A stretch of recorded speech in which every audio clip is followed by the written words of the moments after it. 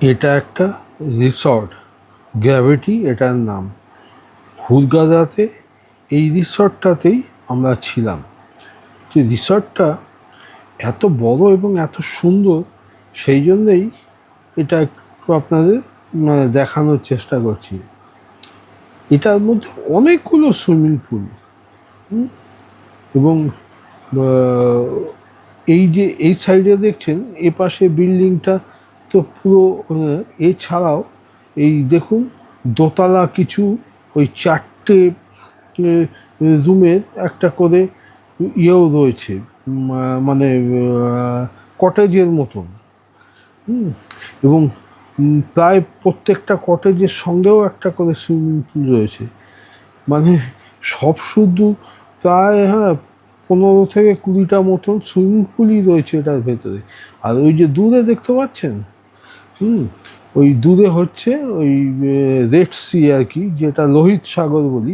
আর এটা হচ্ছে একটা ওয়াটার পার্ক। এগুলো সবই ওই রিসর্টের মধ্যে। ওই যে দূরে দেখতে পাচ্ছেন ওটা হচ্ছে রেড সি, বা যেটা লোহিত সাগর বলে আমরা, একদম সমুদ্রের পাড়ে। এখানে তো মানে আপনি এখানকার যে সুইমিং পুলগুলো আছে সেখানেও আপনি ইয়ে করতে পারেন, বা সমুদ্রেও আপনি স্নান করতে পারেন, যেটা আপনার খুশি। আর এখানে বোধহয় কোনো ওই পার্টি অর্গানাইজ করার জন্য ব্যবস্থা রয়েছে। খুবই সুন্দর সাজানো গোছানো। 3টে পোর্শন নিয়ে এই রিসর্টটা তৈরি হয়ে রয়েছে। আমি চেষ্টা করছি পুরোটাই আর কি ঘুরিয়ে ঘুরিয়ে দেখানোর। আর যেরকম সুন্দর মেনটেনেন্স সেরকম সুন্দর, ভালো লাগে। মানে এখান থেকে বেরোতে ইচ্ছে করে না, ভেতরে বসেই সময় কাটিয়ে দেওয়া যায়। সব সময় পরিষ্কার করছে।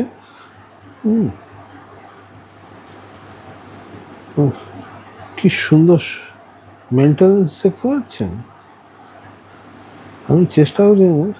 আর এটা হচ্ছে রাত্রিরে, মানে ওরা কিভাবে সাজিয়েছে সেইটাই আর কি দেখানোর চেষ্টা করছি।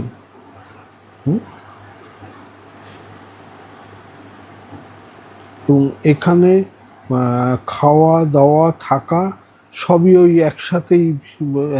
এইগুলো হচ্ছে এই রুমগুলো। আমি ভেতরে গেলাম না, বাইরে থেকেই আপনাদের আর কি দেখানোর চেষ্টা করছি। এবং এখানে হার্ড ড্রিঙ্কসও, ইয়ে সফট ড্রিঙ্কস, সব ধরনের ব্যবস্থা রয়েছে আর কি। শুধু একটা টাইম মেনটেন করা আছে, বাকি সময়টা যদি আপনি সে সময়ও পাবেন, তবে সেই সময় আপনি ড্রিঙ্কস বা অন্য কিছু নিলে সেটা আপনাকে পে করতে হবে। কিন্তু ওদের যে ব্রেকফাস্টের সময়, লাঞ্চের সময় বা ডিনারের সময় যে ইয়েগুলো আছে সেগুলো কোনো রকম সবই মানে ওই একসাথেই ব্যবস্থা করা।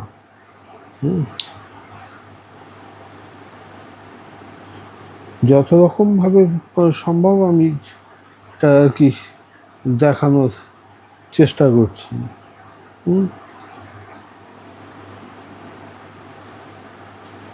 আর এটা হচ্ছে একটা ওই মানে ভেতরেই একটা জেনারেল ওয়াশরুম মতন রয়েছে।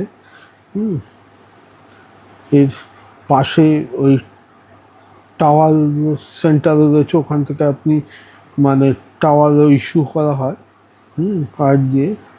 আর দূরে যে বাঁ হাতে রেস্টুরেন্ট, ডান হাতে একটা চাইনিজ, এইটা একটা কিড জোন।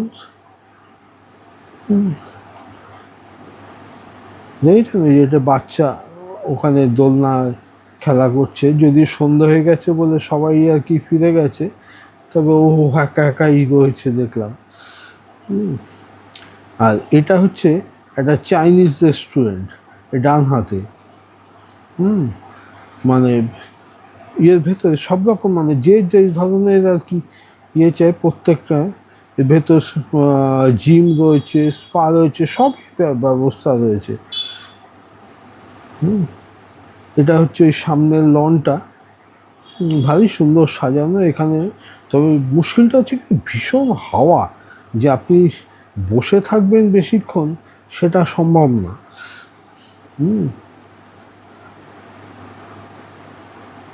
এছাড়া সুন্দর লাগছে রাত্রিবেলা, আপনি দেখুন। আর প্রচুর টুরিস্ট, বিশেষ করে ইউরোপের টুরিস্ট তো ভর্তি, তবে আমাদের ইন্ডিয়ানও রয়েছে। আর এইটা হচ্ছে কন্টিনেন্টাল রেস্টুরেন্ট।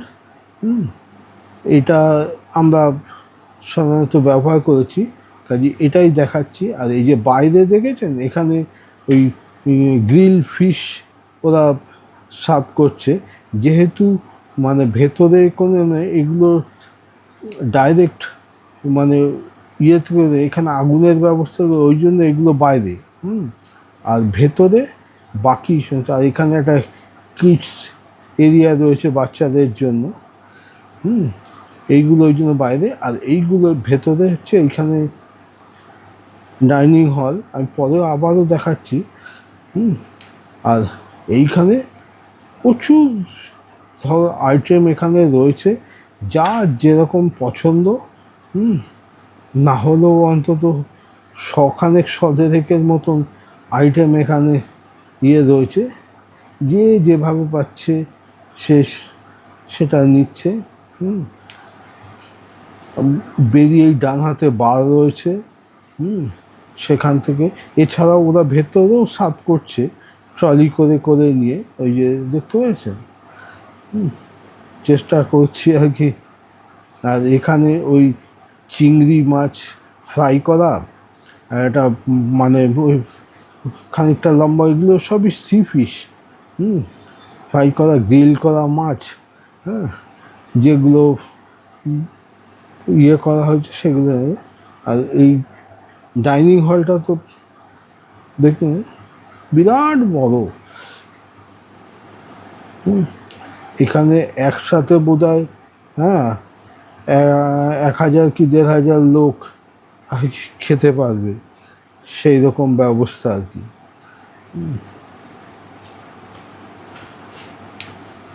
আমি চেষ্টা করছি পুরোটাই আর কি যাতে দেখানো যায় আর কি। এইগুলো তো ভেতরে কাভার করা রয়েছে, বাইরেও রয়েছে, খোলা জায়গায় বসেও আপনি খেতে পারবেন। সব রকম ব্যবস্থাই রয়েছে। আর এইটা একটা বার্থডে সেলিব্রেশনে, এরা পোল্যান্ডের থেকে এসছেন। এই মেয়েটির 18 বছর বয়স এখন পূর্ণ হলো। আমরা ইয়েতে ছিলাম এখানে, এই বোধহয় বাবা মা মামা ও আর ও ভাই আর গার্লফ্রেন্ড এই বয়ফ্রেন্ড এসছে। যাই হোক, আমরা পরদিন সকালে ওখান থেকে বেরিয়ে কায়রোর উদ্দেশ্যে রওনা হলাম। কায়রো থেকে কলকাতায় ফিরবো বলে, কিন্তু সেখানেও তো আমাদের একটা বিপত্তি হয়েছিল, যেহেতু ওই গালফ ওয়ার লেগেছে বলে। যাই হোক, আমরা কোনো রকমে ফিরে এসেছি। আমি এটা এখানেই শেষ করলাম।